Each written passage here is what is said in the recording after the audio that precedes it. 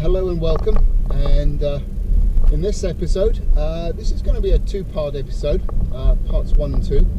And we're off heading out north on Route 209 out of Ellenville.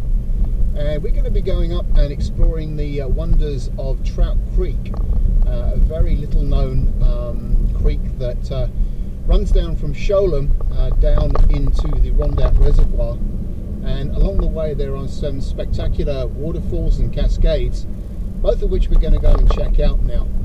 Now, as I say, this is going to be two parts, and in this first part what we're going to do is we're going to go and check out the Yeagerville Falls. That's the kind of the first falls heading upstream, and then after that we're just going to jump back in the car and head up for about another half a mile and go and check out the Sholem Falls section. Now for both, all we need to do, and where I'm heading off to now, is to jump onto Route 55, which is off Route 209, just as we start to get into the next village of Napanock. And alternatively, if you're coming from the north, say from sort of the Kingston way, going south on 209, once you hit Napanock, the landmark you want to keep your eye out for, which isn't pretty hard to miss, is the Walmart. And just beyond the Walmart, heading south, will be the junction of Route 55, which is what we're going to jump on. And once we're on Route 55, all we're going to do is we're going to go about 6 miles, and then we're going to take the right fork onto Route 55A, which will take us onto the north bank of the Rondout Reservoir, and then we'll just follow that onto Yagerville Road, hang a right there, and then we'll make our stops and our treks down to the beauty spots along the way. Now, coming up over here on our right is the sign for the junction of Route 55. It's fairly small, so you have to keep your eye out for it. And we're going to be following this truck up ahead that's about to turn left. It's on this far right corner of the bridge. This bridge actually spans the Rondout Creek, which also comes out of the Rondout Reservoir. So we'll just hang a left here. And once we do, we'll just start heading up to Route 55A.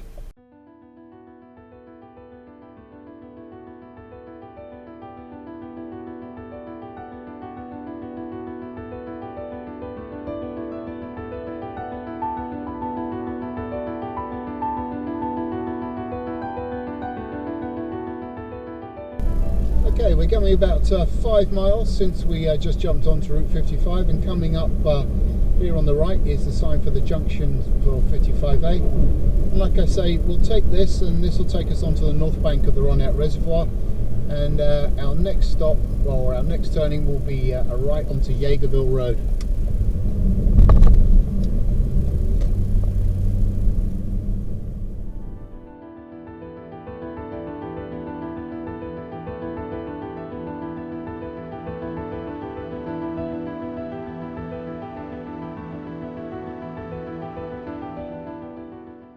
Well, we've got about 3.5 miles since we jumped onto Route 55A, and crossing the bridge here, which is spanning Trout Creek. I'm going to make the right onto Yagerville Road now, and as soon as I do, I'm going to immediately pull over.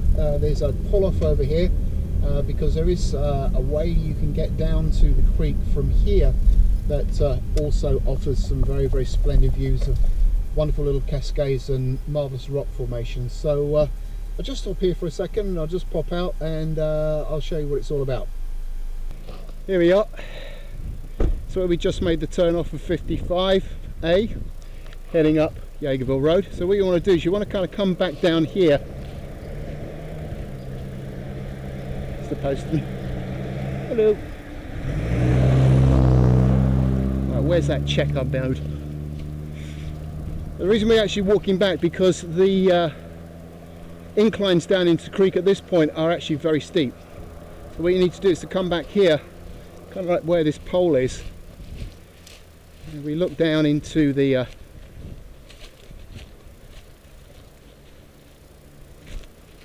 right. What you need to do is kind of hack off down in that direction. You can hear the creek bubbling away. Beautiful sort of like grotto. You can sort of start walking up the river, walking upstream, or the creek rather, and the rock formations of the layered strata of rock formations going down on the sides of the creek They're absolutely gorgeous, and I've got some great shots down there. But it's wonderful to hike just through there. As I say, you can actually cross the street, cross the creek, because it actually does get very shallow in parts, so you can hop onto the other side.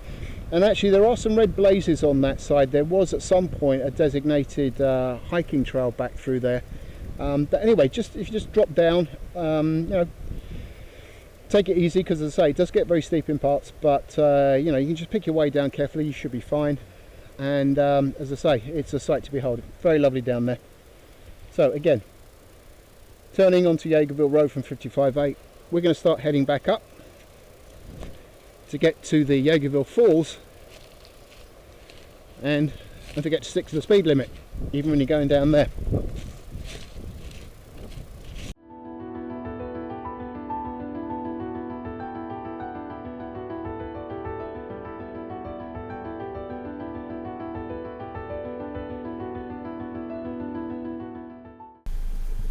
Okay, now what we're going to do is we're going to head straight up here on Yeagerville Road, and I will be the first to admit that this access down to the Yeagerville Falls is pretty tricky to spot, which is probably also contributes to why you'll never find anybody down there, which is great because you'll be the only one. But anyway, as I say, we're going to go about half a mile up Yeagerville Road here, and as we start climbing, to our right there will be a telegraph pole and a little tree stump, or semblance of a tree stump, with orange ribbons wrapped around it. Now that in essence is the entrance to get down to the creek to then work our way back up to Yeagerville Falls, and it's just here on this bend. This is telegraph pole here. Let's see what that telegraph pole number is. It's a telegraph pole number K41681. So that's what you're gonna got at around about half a mile. Now this is all very well and good. As I say, right, you can see there on the tree, hopefully, the sign. That's the access point down to the very concealed trail down into the falls. But the biggest problem we've got right now obviously is where we can park. Now that's very simple. All we need to do is to just keep this climb going, and around this bend on our left, the Yeagerville Cemetery will come, and it's this pull over here, just here on this bend, that we can just pull into. We can dump the car, and as I turn in, yes, you can see off over there on the left, that's Yeagerville Road. If you find you've you see the cemetery and you're going past it, yeah, you've gone too far, just turn back, drop into this little pull off. And now what we'll do is we'll just jump out. I'll get my famous walking pole, and we'll just quickly walk back to that telegraph pole and the entrance down into the creek, and we can then go find Yeagerville Falls. Okay, so we come about half a mile from where I last stopped off, just on the turning from onto Yeagerville Road. As I say, it's what you kind of got to look for. It's the cemetery. If there's a cemetery over here, the Yeagerville Cemetery, and this is where this pull-off is. Now, you may be tempted to start going off down over here, but as I say, it's very steep and it's very, very overgrown, and it's pretty tricky to get to. And it's virtually impossible to actually get to the falls from this. That's why we've got to walk back down there and hit that trail where that telegraph pole was. So anyway, but you can hear it from here. It's again, it sounds like it's in good voice. So let's go down and check it out. So I'm just going to walk back down and try and find our errant telegraph pole with the orange ribbons on it. Shouldn't be too tricky to find. Again, that's where the car is, so we're just going to walk back here. Oh, I say, exhausted already. Right, coming up to the end of the bend in the road again. It's from where we come around that bend. Keep an eye out for the state land marker, and here's our orange stump. So as I say, ignore any with the old rickety private property, you are allowed to be down here. So here we are, this is it. Look out for telegraph pole K41681.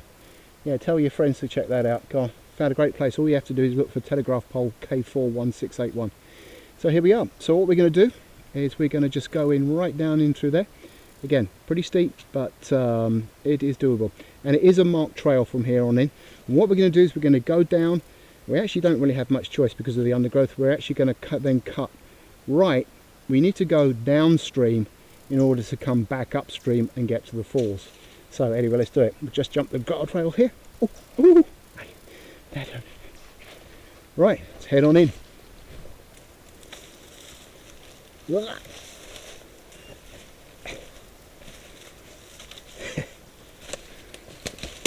Right, as you can see now, make it past that top bit, you can see the orange blazes here and another state permit sign, so you know you're on the right track. So we'll just take this off down to the bottom. Yeah, got to keep your wits about you down here. A lot of twigs and logs just there to trip you up.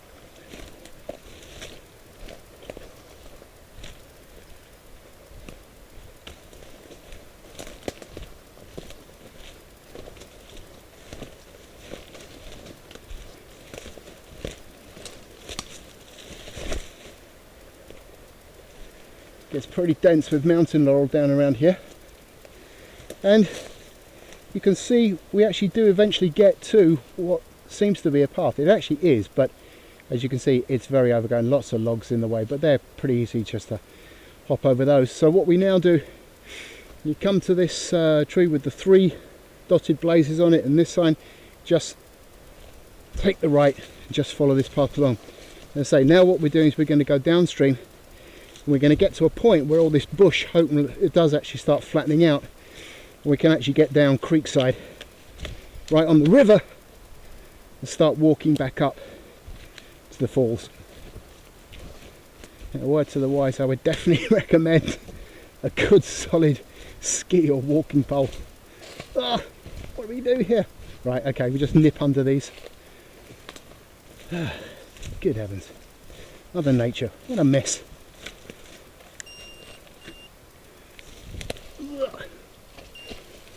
Geronimo's made it. Okay, onward men.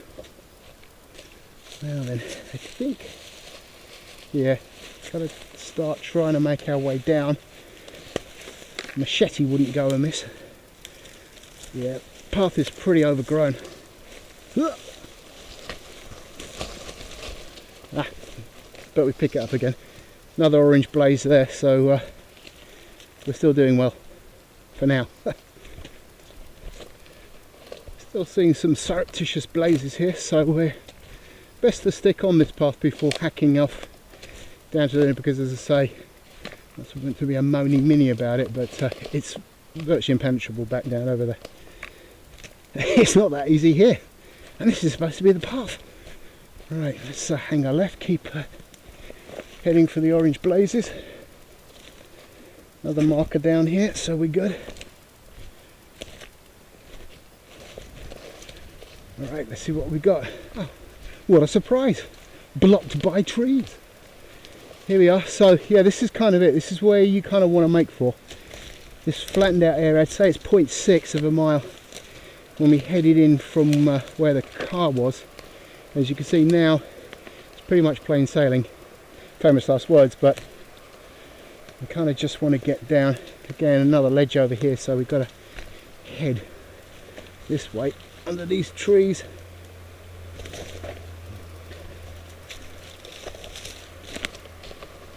Okay, I think we've made it. Yes, there you go. Right,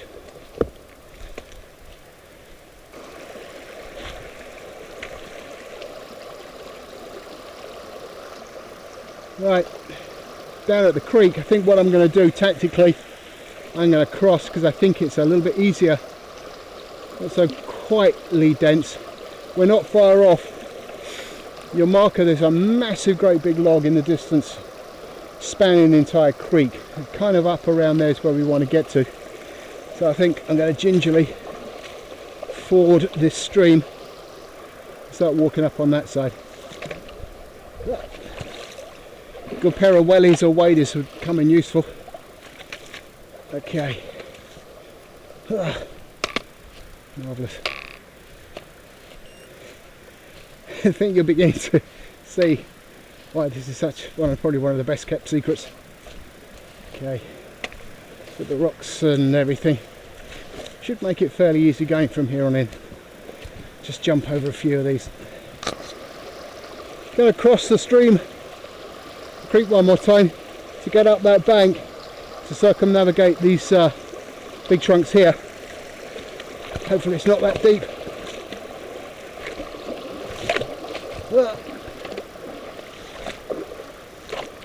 Alright. Like a glove.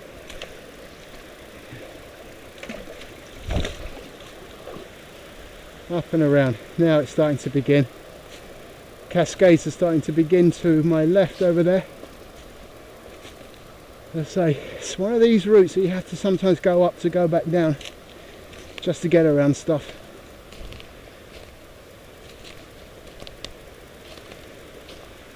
There we go.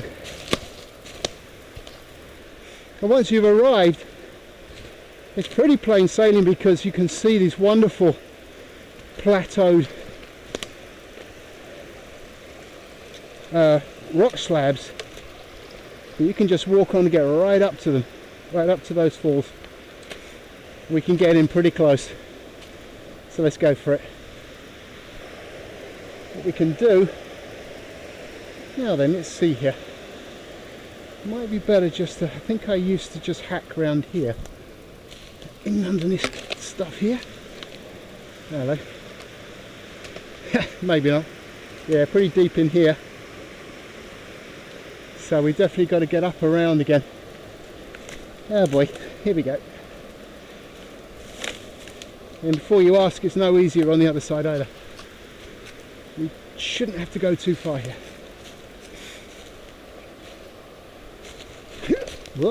Hey. Okay. Let's strike out to the left here. Gotta watch all this green moss. Very soft underneath. Alright. We've gone back up quite high again. But we're okay. So there's this little windy bit. Lean back. Side step down it. Watch out for the moss.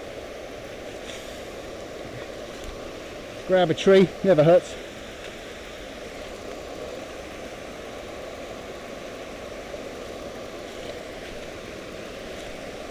Under.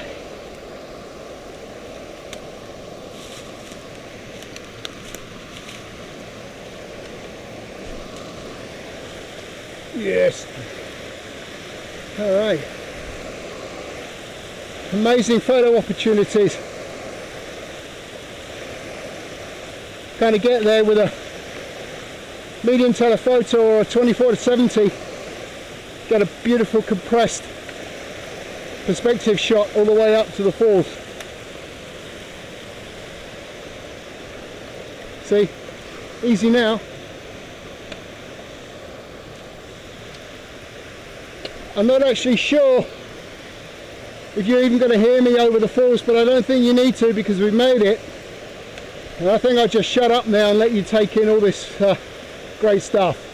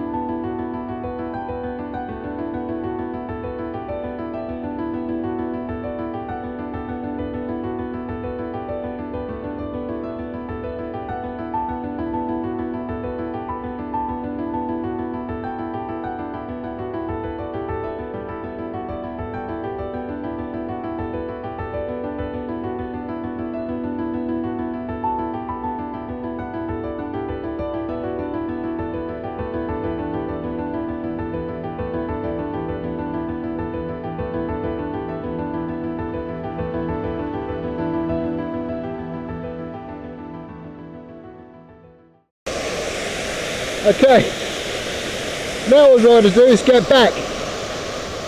And the best way to get back is to ford the creek here and head back up to there, walk along where it's still relatively flat, then start to make our way back up to catch the Orange Blaze Trail and work our way out. The car is literally up there, but it's virtually impossible to get up there, so we got to go down, around and back up. So let's go for it.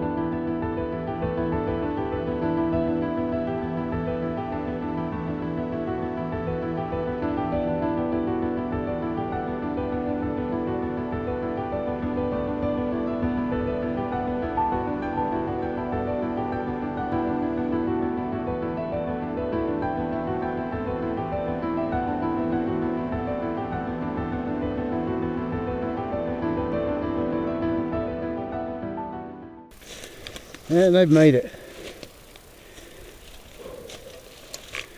There it's bright. Okay, back at our blaze post.